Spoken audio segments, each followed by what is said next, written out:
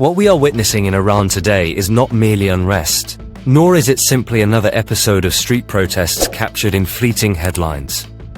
It is a moment of strategic uncertainty, one that is being closely examined in Washington and Tel Aviv, not with maps on the table, but with questions in mind.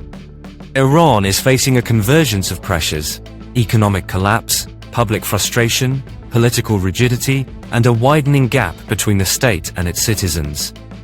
Fires in the streets, internet shutdowns, and a forceful government response are not isolated events. They are symptoms of a system under strain. And when a state shows signs of internal weakness, history tells us that external powers begin to reassess their options. Much has been said, and much more rumored, about the intentions of the United States and Israel. Claims of imminent invasion or direct occupation are not supported by verified evidence, but dismissing the broader strategic discussion would be equally misleading. Power does not move first with armies, it moves with calculations. In Washington, Iran is not viewed merely as a troubled nation. It is seen as a central challenge to regional stability, nuclear non-proliferation, and the credibility of American deterrence. In Israel, the concern is more existential. Iranian instability raises fears not only of collapse, but of unpredictability, a condition that strategic planners fear almost as much as hostility. This is not a question of whether force will be used tomorrow. It is a question of how instability reshapes the boundaries of what powerful states consider acceptable. When governments falter internally, external actors often justify pressure in the language of security, containment, or order. These justifications are familiar. They are also dangerous. Iranian authorities have blamed foreign agents for unrest and fires, pointing toward the United States and Israel. Yet, independent assessments consistently show that the roots of this crisis are overwhelmingly domestic. Inflation, shortages, repression, and loss of public trust require no outside engineering. A spark does not need an agent when conditions are already combustible. The deeper issue, however, lies beyond Iran itself. It lies in how global power is exercised in moments of perceived opportunity. Democracies claim moral authority not because they are strong, but because they restrain their strength.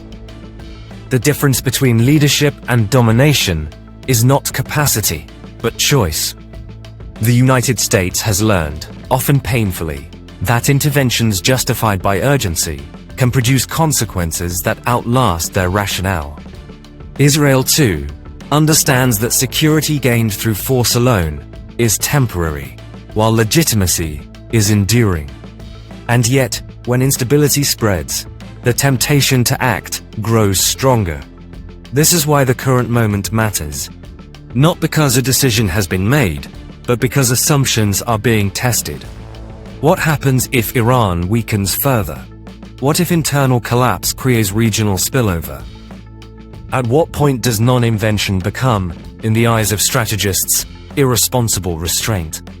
These are not questions with easy answers, but they demand careful framing. The world does not become safer simply because powerful states believe they can impose order. Stability imposed without consent is rarely stable at all. History offers a consistent lesson.